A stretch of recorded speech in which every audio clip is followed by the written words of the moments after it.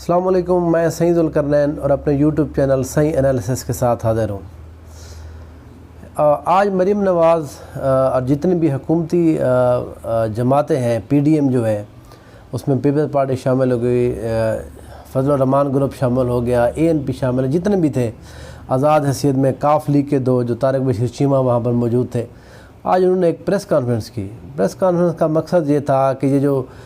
Supreme court کے اندر معاملہ چل رہا ہے حمزہ شہباز اور ڈپٹی اسپیکر دوست مزاری کی جو رولنگ کا معاملہ ہے وہ اس کے حوالے سے بات کی جائے۔ ان کا میں دیکھ رہا ہوں کہ کل 2-3 دن سے یہ ایک سٹانس آ رہا ہے کہ یہ جو بینچ بنا ہے جس میں عمر عطا بندیال صاحب چیف جسٹس ہیں، جسٹس اعجاز الاحسن صاحب ہیں، جسٹس منیب اختر صاحب ہیں، یہ نہیں ہونے چاہیے تینوں جج۔ انہوں نے یہ کہا ہے کہ فل کورٹ ہونا چاہیے۔ فل کورٹ کا مطلب ہے کہ تقریباً سارے ججز اس میں بیٹھنے چاہیے، جتنے بھی سپریم کورٹ کے جج ہیں، تاکہ وہ اس سارے معاملے کا فیصلہ کریں۔ میرا یہ خیال ہے کہ یہ معاملہ کیونکہ کانسٹیٹیوشن کی کسی بھی آئین کی جو آرٹیکل ہے اس کو کوئی تشریح نہیں ہے، بلکہ وہ ایک فیصلہ دے چکے ہیں، اس فیصلے کی عمل درآمد کا یہ بات ہے۔ اب اس عمل درآمد کے اوپر ڈپٹی اسپیکر نے جو رولنگ دی ہے، انہوں نے کہا کہ سپریم کورٹ کا یہ فیصلہ ہے اور اسی حوالے سے انہوں نے جو حوالہ دیا ہے کہ میں اس کے مطابق فیصلہ کر رہا ہوں۔ سپریم کورٹ نے پچھلی سماعت میں بھی یہ کہا کہ ہمیں یہ بتا دیا جائے کہ ہم نے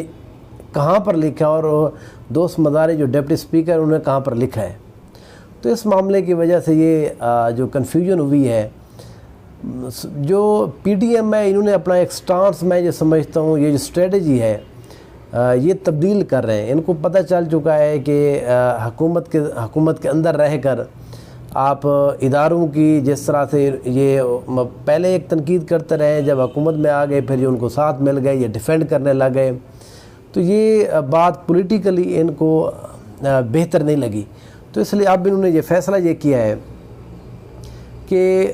دوبارہ اسی سٹائل میں واپس آیا جائے سیاست کے اندر، جس طرح یہ پہلے 2018 کے بعد سے یہ اداروں کو تنقید کا نشانہ بناتے رہے ہیں، دباؤ ان کے اوپر دیتے رہے ہیں مختلف حوالے سے۔ اب انہوں نے جس طرح پہلے جوید لطیف صاحب نے ایک پریس کانفرنس کی، انہوں نے جی ایچ کیو کا حوالہ دیا، آرمی کا حوالہ دیا کہ ہم جی ایچ کے سامنے خونی انقلاب لے کر آ جائیں گے،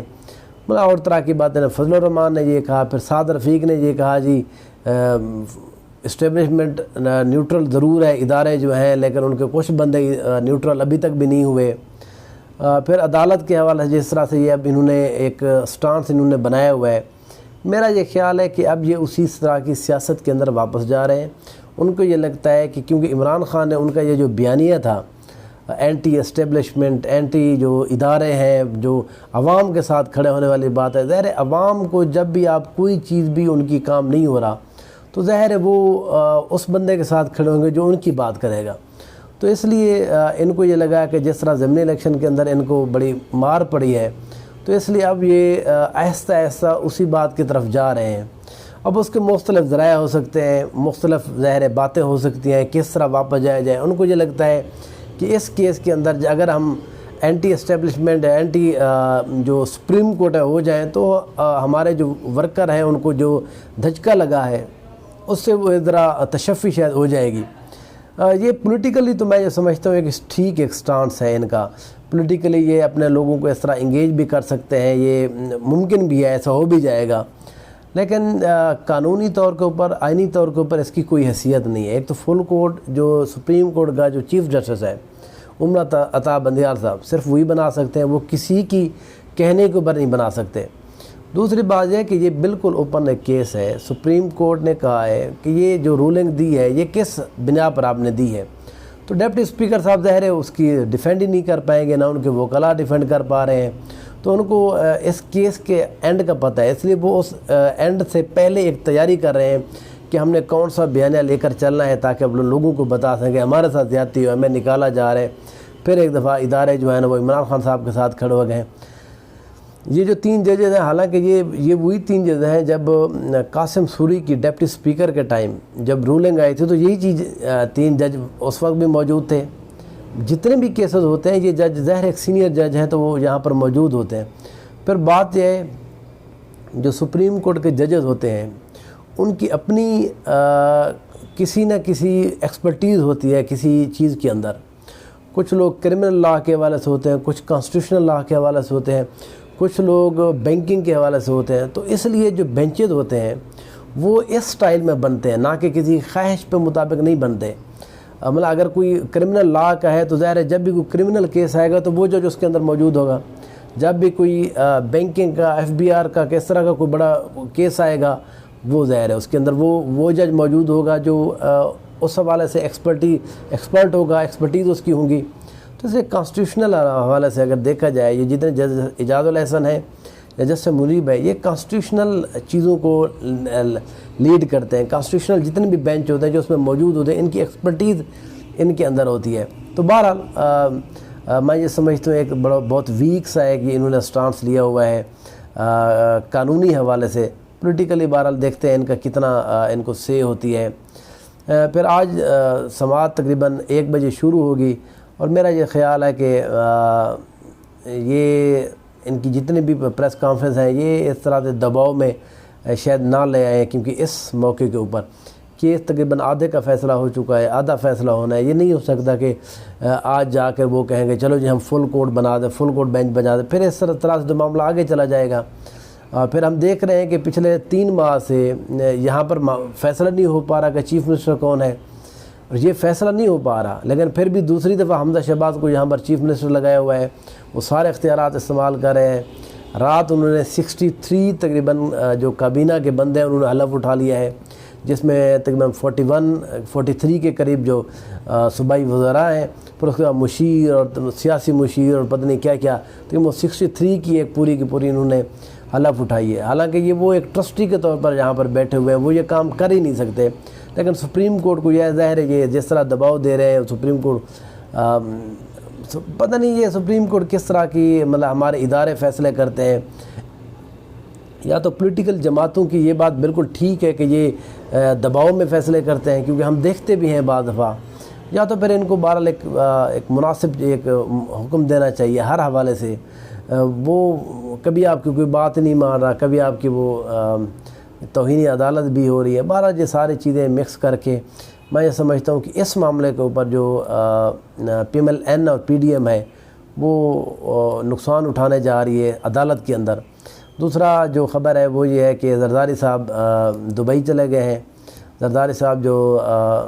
جن کے بارے میں کہا جاتا ہے کہ وہ سب سے بھاری ہیں، بلکہ سب پر بھاری ہیں، اور وہ بہرحال بھاگے بھی سب سے پہلے ہی ہیں۔ تو دبئی وہ چلے گئے، اب دیکھتے ہیں کہ وہ کب وہاں سے واپسی ہوگی۔ یہاں پر آج ہم نے دیکھا جو بلاول صاحب یہاں پر موجود تھے، جو پچھلے 15-20 دن سے گم تھے، تو آج وہ دوبارہ سے ایک نمودار ہو گئے ہیں سیاست کے اندر۔ ظاہر ہے یہ بلاول کو یہ ایک لانچ کرنے کا ان کا ایک سٹائل ہوتا ہے، 15 دن پیچھے کر کے پھر یکدم ان کو آگے لے آتے ہیں۔ پھر اس وجہ سے وہ چہرہ ہی نہیں بنتا۔ کبھی پیپل پارٹی والے کہتے ہیں جی زرداری صاحب پہ باری ہے، کبھی ان کو یاد آتے ہیں نہیں ہمارے جو لیڈر ہیں وہ تو بلاول صاحب ہیں۔ تو یہ بھی بڑا ایک کنفیوژن سی ہے پیپل پارٹی کے اندر بھی کہ کیا ابھی وہ فل ان کو اختیارات دے دینے چاہیے یا زرداری صاحب خود ڈیل کریں۔ پولیٹیکلی میں یہ سمجھتا ہوں کہ بلاول صاحب کو ہی ہیڈ کرنا چاہیے ہر حوالے سے،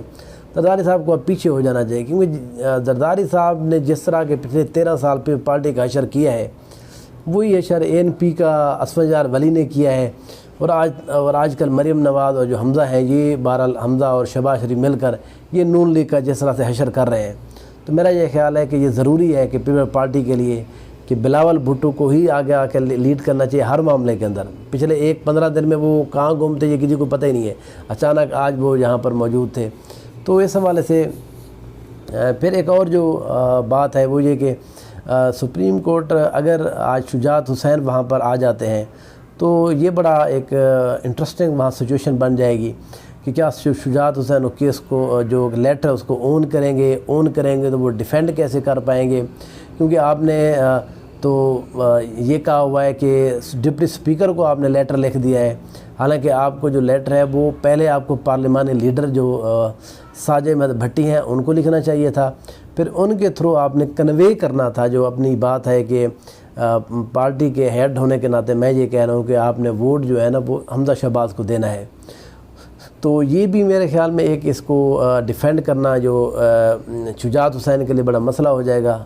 پھر اس کے بعد جو وکلاء ہیں ڈپٹی اسپیکر کے، آج دیکھیں عرفان قادر صاحب دوبارہ وہی اپیئر ہوتے ہیں، یا کوئی اور وکیل، میرا یہ خیال ہے کہ کوئی نیا وکیل آ جائے گا، ایک دو اور بھی وکلاء یہاں پر پیش ہو جائیں گے